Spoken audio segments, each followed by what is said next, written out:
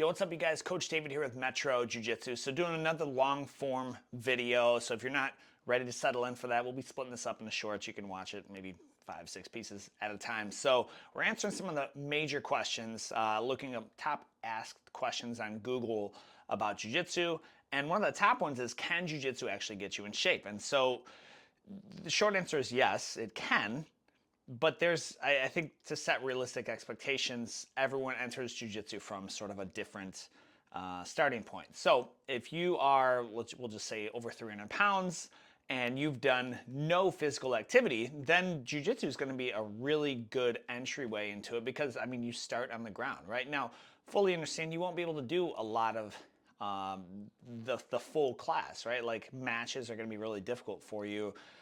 Some of the basic movements are going to be tricky, but when you're that heavy, a lot of things are going to be difficult for you outside of maybe like lifting weights. You'll just be naturally good at that because you're walking around powerlifting effectively, just through your normal day. So kind of setting that expectation, but also really when you say, what does it mean to get in shape? Like what does that actually look like? Because for some people, getting in shape means they can run a half marathon really, easily. Others just means like, hey, I can walk up a flight of stairs without getting tired. Others are, I just want my joints and everything to not hurt. I want to be able to run with my kids, play on the trampoline. I want to be, so setting a proper expectation of what getting in shape looks like. But overall, I mean, you get into jiu-jitsu, you're going to be getting into matches and scrambles, and your cardiovascular health right off the rip is going to improve because you are doing, you're getting that high intensity.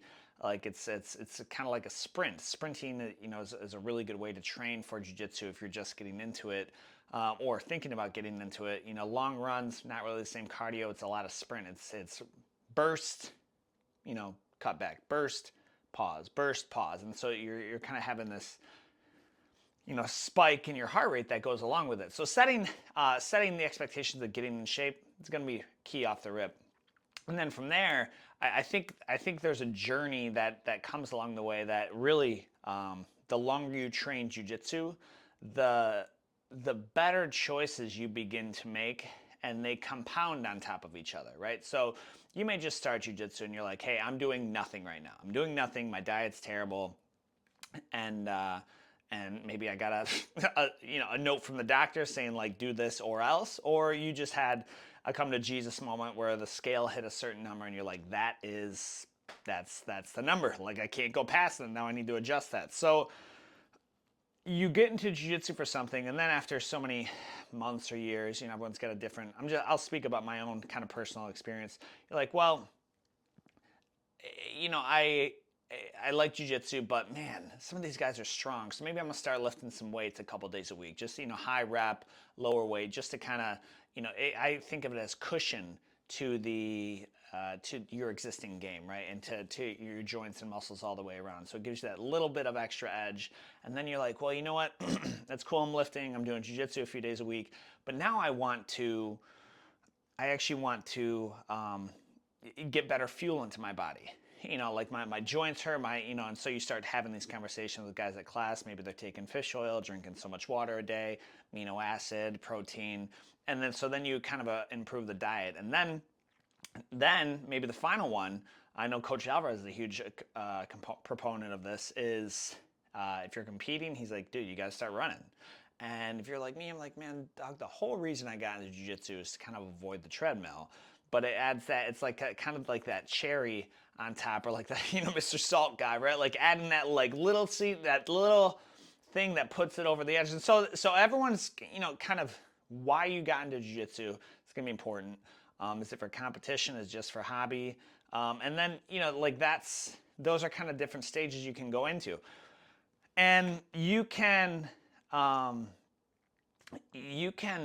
find kind of what fits best with your schedule. Because I'm just thinking of like a single college age young man who's got no other real response. He just got to make it to class, or he's got to make it to work, and he can just go train. That's a lot different than someone who's maybe 45. He's got 3 kids in school. They have extracurricular events. He's got other family commitments, job responsibilities. And, like that's totally different responsibility list, and so it just kind of changes things a little bit. So that really dictating what that looks like to get in shape is going to be really important.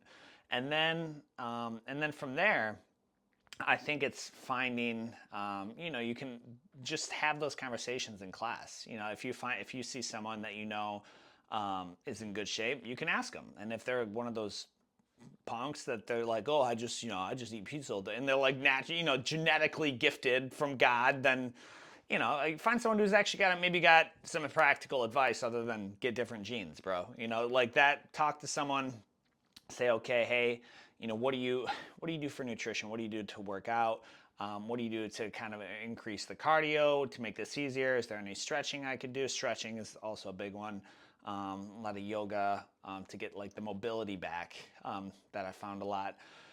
Talk to some people, maybe they do, so, get into something extreme like cold plunging, and you're kind of asking these questions, and then you're seeing if there's a recurring theme. If you ask the same 5, 6, 7 people, and they're like, yeah, dude, I drink a half a gallon of water a day. That's huge. I try to hit so many grams of protein each day. That's going to be really huge, which I would recommend. That's actually one key, like little tip to reach the protein. Because if you're like, I eat like really one big meal a day, it's usually after class and in the evening. A key to get a lot of protein in is mixing eggs into your protein shake. And you're like, oh, that's gross. You get salmonella. Like, I've been doing it for, I don't know, 7 months now. 6 eggs every morning. And fun fact, the salmonella actually comes from the egg shell. So if you just know how to crack eggs and don't get the shell in your drink, then you don't got to stress it, right?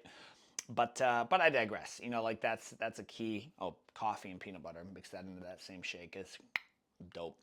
But you kind of have these conversations so that jiu-jitsu can help you get in shape.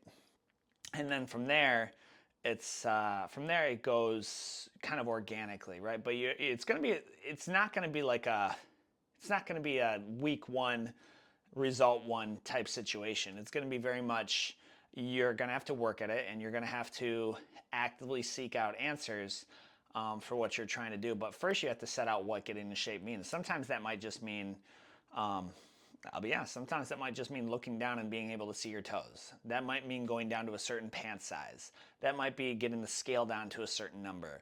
That might be, and then from there you're like, well, I've gone this far, right? Like the Forrest Gump line. I've gone this far, I might as well see if I can trim it down to a certain weight even more. Or I might see if I can cut it down to get out of the super heavyweight division and actually go into, under 220. And then from there, like it's just piece by piece by piece by piece. And then you look back at the calendar and it was 2 or 3 years ago, and you look like a totally different person. You've got people complimenting you. And then it kind of goes from there. But first, if you're just like, I just want to get in shape. I mean, shape's literally, there are two different, a power lifter could be categorized as in shape compared to an athletic or Olympic swimmer or a marathon runner. Those are all going to look like, or a cyclist, those are going to look like really different versions of in shape specific to what they're trying to do. So just kind of keep that in mind. That's kind of my take on, does jiu-jitsu get in shape? If you have anything to add to this, or you're like, hey, yeah, but I've found, if you want to add to it, go ahead and throw it in the comments. It's going to be on YouTube, probably wherever else they split this up and put it into, reels or shorts and repurpose it. So guys, I'm Coach David with Metro Jiu-Jitsu. As always, we'll see you on the mats.